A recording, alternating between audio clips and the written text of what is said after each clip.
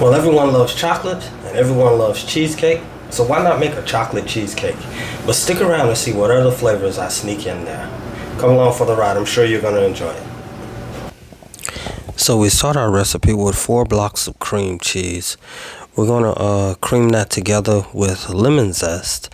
Yes, this is a lemon chocolate cheesecake.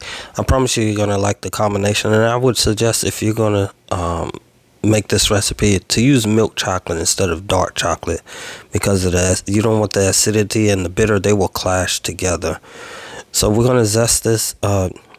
This is the zest of 2 lemons, 2 fairly large lemons, that we're creaming together with our cream cheese. But you don't want to spend too much time on this cream cheese creaming it, because if you put too much air in it, all kinds of bad things can happen to your cheesecake, including cracks.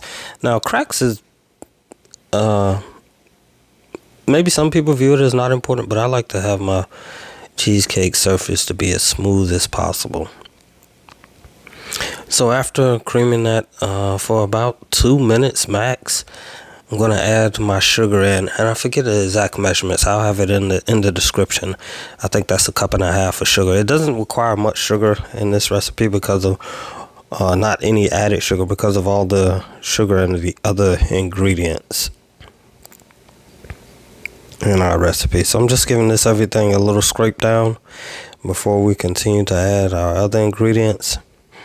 And we're not going to mix this on anything other than close to a medium speed. Right now I'm adding some sour cream. Sometimes I will substitute sour cream for creme fraiche. Well, most times I will, because sour cream has a more tangy flavor. And in this recipe, I probably should have used creme fraiche, but I have so much sour cream in my fridge, I decided that's what I'm going to use. So if you want to substitute this sour cream for creme fraiche, that's a good idea. Next, we're going to add some vanilla extract. This is some vanilla extract that a friend brought back from the Dominican when she went home to visit. And this here is lemon essence. I'm not exactly sure if you can buy this on Amazon or anything like that, but a friend of mine went to Aruba and she brought that back for me with a couple of other things. That's just going to add a little extra little flavor. Now, sea salt flakes, you just about have to have salt in everything because salt is a flavor enhancer.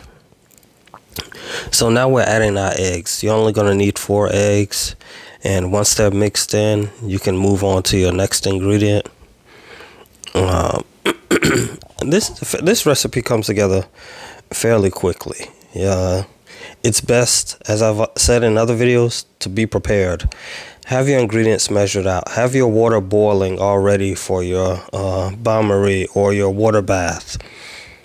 Have all of your ingredients laid out and ready to go so that you can move swiftly from one area of the recipe, transition easily from one part of the recipe onto the next, because you don't, like I said, you don't want to overbeat this mixture or just about anything you're baking anyway. So preparation is key, and all of these ingredients that my cream cheese, eggs, all of my dairy products, they were room temperature. They weren't straight out of the refrigerator. All right, right now I'm about to add a tablespoon of Ghirardelli Dutch processed cocoa powder. You can add this in, and I was thinking, after I put this in there, I said maybe I should have sifted this little teaspoon. But thankfully, when it came out of the oven, because sometimes when you don't sift, you can get these little bombs of cocoa, because it doesn't always break down simply by mixing it. But thankfully, in this case, it did. What I just added there was some espresso powder. I should have showed you the label. Now, espresso powder or coffee just enhances chocolate flavor. It won't make your cake taste like espresso or coffee. But if you want to do that, there's a whole different process. We'll talk about that in another video. That's important at intervals to scrape down everything as I'm doing here. Scrape down the paddle, everything, so you won't have any surprises when you go to pour your batter in, like some unmixed cream cheese or other ingredients down at the bottom of the bowl. So it's important to periodically scrape everything down throughout this process.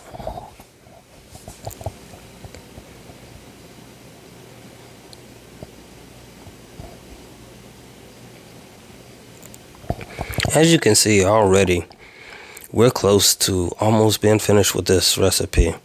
Before I did all of this, I already made my graham cracker and Oreo crust. The reason I mixed the graham cracker in there is just to spread the Oreo a little bit further. But as you can see later on, you'll see that crust and it'll take over. Now we're ready to incorporate the rest of our ingredients. So, excuse me. Now we're going to add in chocolate jello. This is a pudding, a pack of pudding mix. Now I use the entire pack, but feel free to use just half. You can use just half of this and accomplish some similar results. This is another thing I was looking at as I was mixing. I was like, maybe should I have sifted this? I don't know. But it turned out okay, like I said. But I would, next time I make this, I would suggest that you only use half a pack of this Jello pudding mix. It was more than sufficient. And the reason why I use this pudding mix is because whenever I add some liquid, as you can see later on, I'm about to add some melted chocolate, which is, it's not a liquid like water, but it is a liquid. Whenever I add a liquid, I add that pudding mix to kind of stabilize the cheesecake. Because what can happen if you have a really runny cheesecake batter, the top can end up almost burning on you and the middle will still not be done. And it turns into a whole process. So if you have a cheesecake recipe that you use, like for instance, I have a strawberry one where I put a strawberry puree. I puree some fresh strawberries, and that adds liquid and hydration to it. And that Jello pudding will soak up some of that to make your bake more even. Again, we're scraping down everything, scraping down the paddle, the bowl, everything, to make sure that everything is, for one, nice and incorporated. And like I mentioned earlier, there's no surprises at the bottom of your bowl. Now, I've had this chocolate melting as we were doing this other thing, and I used a double boiler method. All I did was put the chocolate in that bowl and then put that bowl over a smaller pot and boil the water under it so that it could, when the chocolate melts, I'm just getting pure chocolate. There are other methods that some people use, like putting the chocolate in a microwave with a little bit of water, but I just want pure chocolate. So that's the method that I prefer. All right, now in folding this chocolate in, you can leave it kind of marbleized if you want. That's up to you, depending on, you know, your taste. But I chose to combine everything well enough where it was nice and smooth, just one color. I just wanted everything to be nice and incorporated well. And again, this is, as I'm folding this in, I'm also scraping the bottom of my bowl to make sure everything is nice and smooth. We don't want any surprises later on. And after this part of the process, it's ready to go into the oven.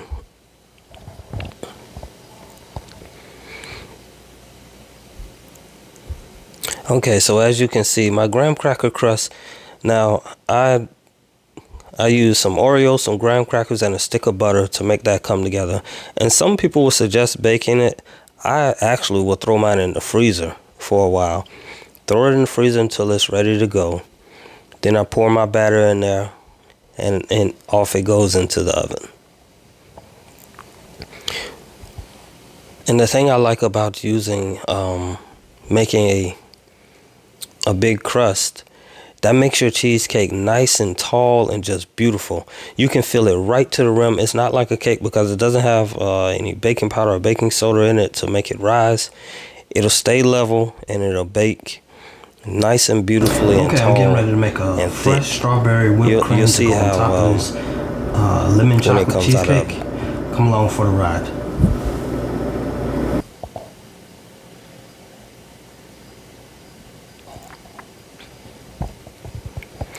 As I said, I'm making a strawberry whipped cream. I got some fresh strawberries here, a little bit of sugar, a little bit of lemon juice. It's just that simple of a recipe.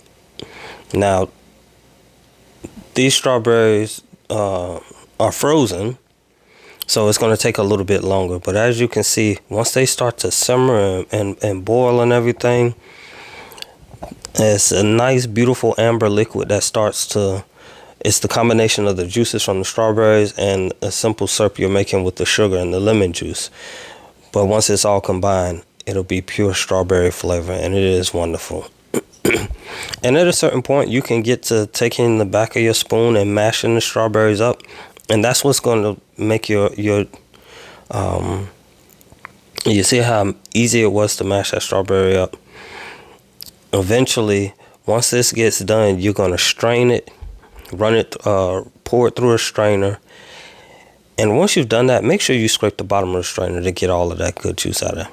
So now, our ingredients for our whipped cream. We're going to use some strawberry extract, some white vanilla essence, and some heavy whipping cream, and a little bit of powdered sugar. And we're going to blend that together with our strawberry puree that we just got off the stove. I've let it cool for a while. And that's about all you need there from what I had on the stove. That's enough to produce the flavor that you're looking for. So I'm going to whip this up, and it's going to take a little bit longer to whip than if you are just making a regular whipped cream, because of the liquids that I added to it. And it won't be as stable as a whipped cream, but it will get the job done for what we're trying to do here. So I just whip that up until it gets into the consistency I want. Now, you want to be careful not to over whip when you're making whipped cream, where you can mess around and accidentally make butter. But whip it into the consistency that you see that you like. Once all those ingredients are combined and you've got the flavor you want, you see, notice that beautiful pink flavor, color, I meant to say. Once I got mine to the consistency that I wanted, I did add a little bit of red food coloring just to make it a little bit more pink and more vibrant. Now that's about the consistency I want right there, but it's not the color. You see that color is a little bit different, so I added a little bit of food coloring and I kept on whipping it up.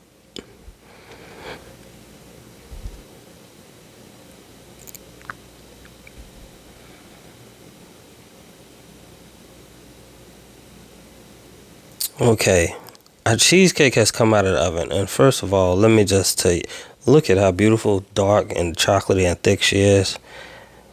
That's just how I like my women. I tell you, just ask my wife. That is beautiful. Look at the height on that cheesecake too. It's wonderful. And look at that, no cracks either because of my water bath.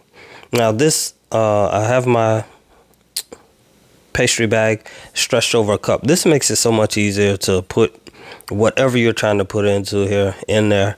You just basically pour it into a cup. Now you can see that's a little bit different color there. That's nice and beautiful. My whipped cream is not as stable as say if you were making a flavorless whipped cream or something with a little less liquid, but it will get the job done. We're just going to take it and we're going to pipe it all over the top of our cheesecake. It's going to not only make it look more pleasing to look at, but strawberry and chocolate go together very well. It's a beautiful flavor. It's a beautiful flavor.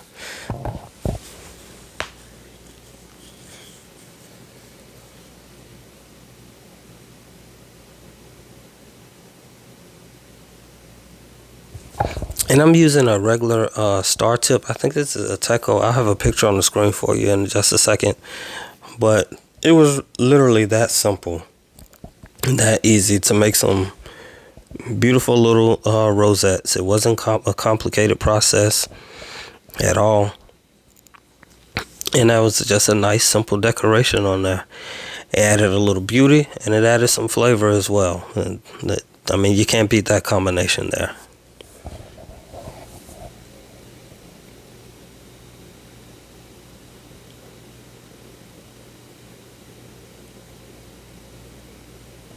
I started to add some rosemary to that concoction, but I wanted to keep it nice and simple because I was baking this for my auntie, who she likes things pretty plain. So I didn't add any more flavor to it. But you could always add some rosemary or some basil, or anything else that any other herbs. I like the combination of fruit and herbs, the savory and the sweet together whenever I'm making desserts. Now here's a picture of the tip that I use on it. You can see that it's just a simple star. And that's the finished product right there. Look at a nice chunk of cheesecake. It is so delicious. I hope y'all try this recipe. And I'm pretty sure you're going to enjoy it.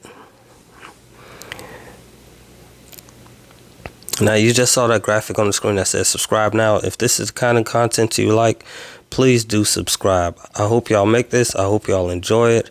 And whatever you do, keep baking. Enjoy yourselves.